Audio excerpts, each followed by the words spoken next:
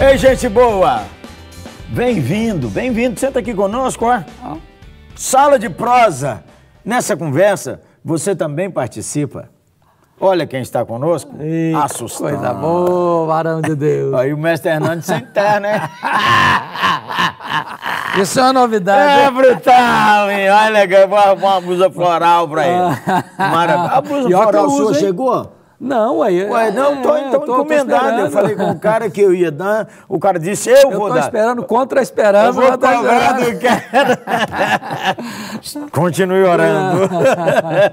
Oi, gente boa, nossa conversa hoje é sobre a importância da oração. Você tem um versículo predileto sobre oração, reverendo? Eu tenho um versículo. Reverendo, viu como é que eu chamei ele? Internacional, né? Eu tenho um versículo que, para mim, é marcante. Salmo 50, versículo 15. Invoca-me no dia da angústia, eu te livrarei e tu me glorificarás. Vou pedir para dar um esboçozinho para te dar uma sustância. Dá um esboçozinho, reverendo. Aqui há uma ordem, invoca-me no dia da angústia. Segundo, aqui é uma promessa, eu te livrarei. Aqui é um resultado, e tu me glorificarás. Ô, gente boa, eu gosto daquela palavra que Nosso Senhor falou assim, sobre o dever de orar sempre, não desanimar. Porque às vezes a gente desanima, não? Desanima da oração. E desanima, por que o cara desanima? Eu tenho um motivo, mas você dá um seu. Eu acho que desanima porque o tempo de Deus não é o meu tempo. E às vezes eu quero para agora, para ontem.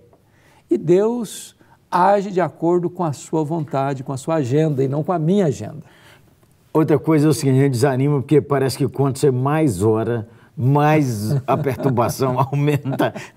Em certas ocasiões, a gente entende que Deus está nos preparando para dias melhores, mas naquela hora parece que não vai acontecer nada. Você já tem uns assuntos que ora há muito tempo e parece que não vai para frente? Pastor, eu tenho motivos que eu oro há mais de 30 anos. Ué, então nós estamos parecidos. Vamos ver se são os semelhantes. Problemas familiares, conversão de familiares queridos. Conversões familiares, enfermidades mentais, gente do céu. Eu oro por certos assuntos, queria que Deus abrisse assim uma brecha, a graça abrisse assim, ó.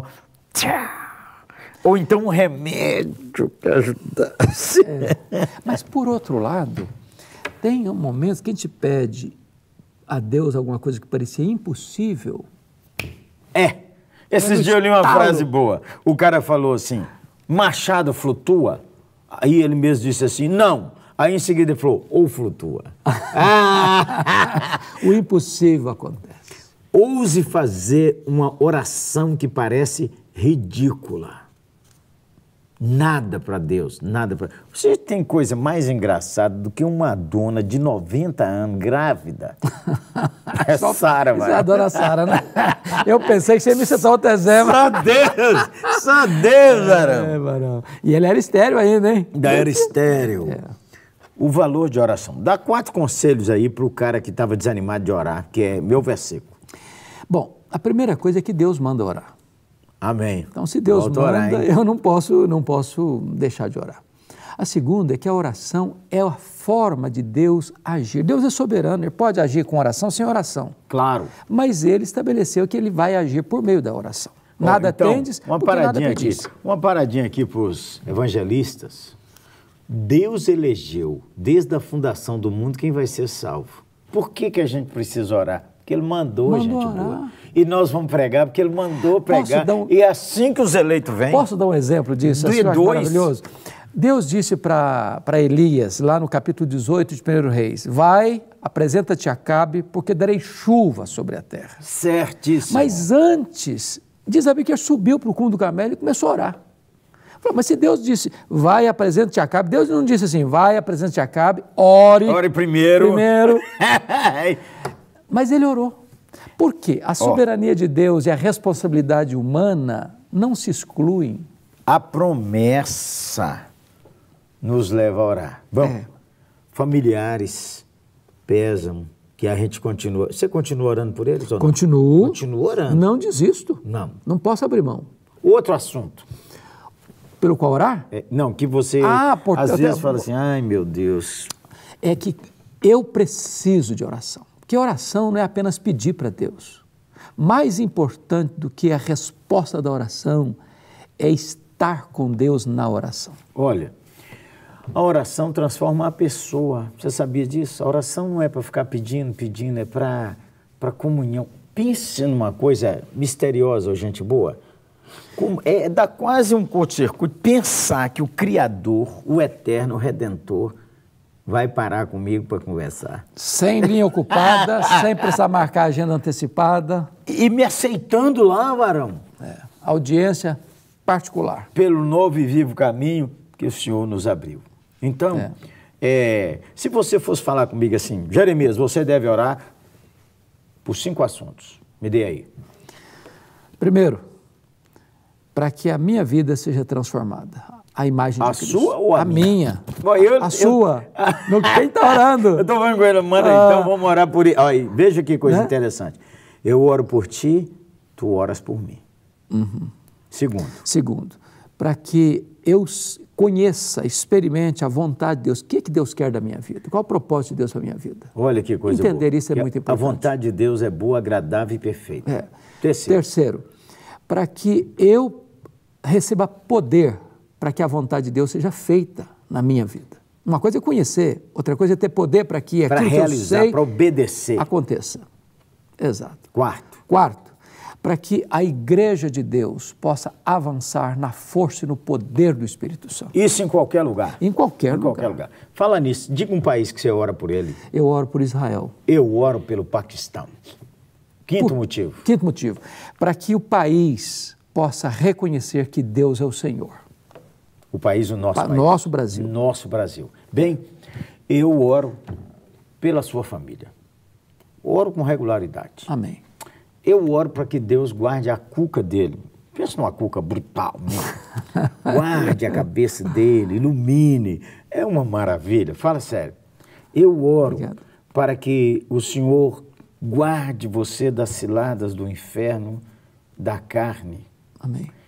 E eu oro para que o Senhor lhe dê tempos de refrigério, tempos de descanso, tempos em que 1 minuto de descanso vire 2 horas. Amém. Tempos em que você possa dar uma risada assim, boa, solta e benção. Igual Flávia de prosa. Um colega meu disse assim, uma mulher disse assim para mim semana passada, falou, pastor, sabe o que eu mais gosto de Flávia de prosa? Não, as gargalhadas. Mas eu oro. Boa. Eu oro para que pastor Hernandes e meus colegas sejam cheios do Espírito Santo. Amém. Cheios de fé. Eu estou com ele nessas orações. Eu oro para a igreja que eu pastorei, seja uma igreja que ama a Cristo, varão. Amar Cristo assim, de coração. Então você não desista de orar. Mamãe, que o filho hoje está dando trabalho, marido, esposa, não desista de orar, não. Foi nosso Senhor quem falou. E Deus, como disse o mestre aqui na abertura, a seu tempo. Deus tinha o dia perfeito para Jesus chegar, na plenitude dos tempos.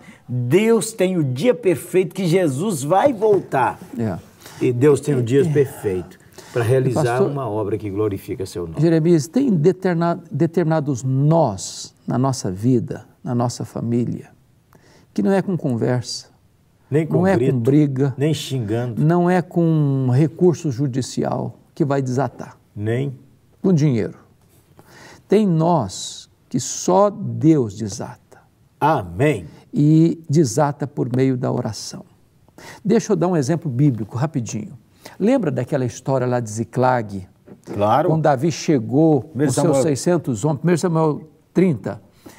E a cidade queimada, a cidade ferida, a cidade saqueada, os filhos, as filhas, as mulheres na mão do inimigo. E, de repente, os amigos de Davi se voltam contra ele. Os mais próximos. Mais próximos dele. A dor O cidadão ficou sozinho. Diz a Bíblia que ele se reanimou no Senhor, seu Deus. É isso mesmo, eu gosto dessa frase. E buscou a Deus em oração. Uma situação humanamente perdida é revertida quando ele ora e Deus dá estratégia. Eu quero orar com você. Eu quero que aí onde você está, você apresente diante do Senhor, abra seu coração. Talvez agora seja a hora de você reconciliar com Cristo. Amém. Falar, Cristo, transforma-me, me dá um novo coração. E nós vamos orar. Deus é Deus de perto. Há uma música que diz que também de longe, mas Deus está sempre perto. Ele não é de longe, não, Ele é de perto. Vamos orar? Senhor, nós te agradecemos porque o Senhor disse, invoca-me e te responderei. Invoca-me no dia da angústia. Oramos por aquele que está em grande angústia. Oh Deus. Em grande angústia. Eu oro, Deus, por esses assuntos da família nossa, de nossa família, do mestre Hernandes, da minha. Nós aguardamos o dia do Senhor chamar e transformar os que amamos. Oramos também, Deus, por nosso país. Oramos por Israel, oramos pelo Paquistão. Sim, Deus. Oramos para o Brasil conhecer o poder de Cristo e o poder da ressurreição. Amém. Oramos para o Senhor despertar a igreja para orar. Amém. Oramos para o Senhor nos impulsionar para orar e não desanimar. Amém. A mim mesmo, Senhor, eu quero que o Senhor me traga para esse lugar de oração e traga também teu servo Hernandes e todos esses que estão aqui sentados na sala de prosa. Amém. Oramos em nome de Jesus. Amém. Amém. Sala de prosa está querendo o melhor de Deus para a sua vida. É uma parceria entre a 8ª Igreja Presbiteriana de Belo Horizonte E Luz para o Caminho. Uma agência missionária. Agora é o Jogral. Uma agência missionária maravilhosa. Oi, gente boa. Deus. Visite a 8ª Igreja. Em Belo Horizonte, em frente ao Minas Shopping. Aguardamos você. Olha, e siga-nos nas redes sociais. Tem as redes sociais da 8ª, as redes sociais de Luz para o Caminho. Você vai ver aí aparecer. Siga-nos. Será bênção para a sua vida. Amém. Um abraço, gente boa. Abração.